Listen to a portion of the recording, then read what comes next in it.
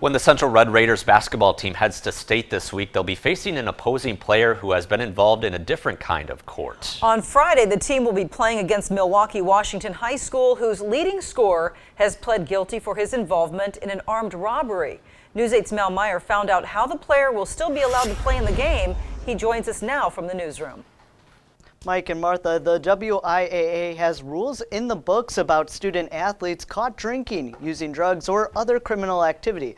But when they serve their punishment for one sports season, they're free to keep playing for another. When Central's basketball team takes the floor at the Kohl Center in Madison for the state semifinal game against Milwaukee's Washington High School, 18-year-old Deontay Long will be in the Pierre Golders starting lineup.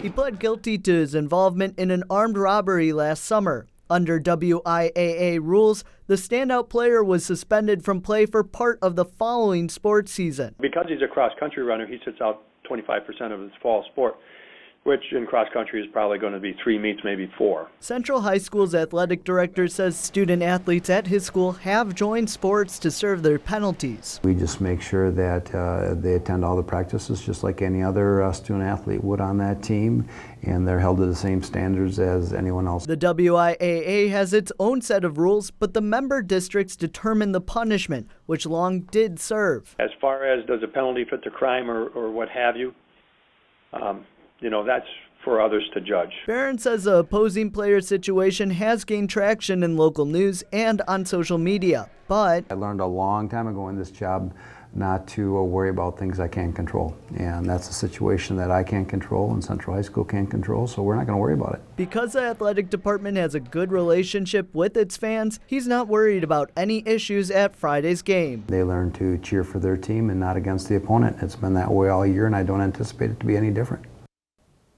News 8 did reach out to Washington High School with a request for comment on the matter. However, they did not respond. Mike and Martha?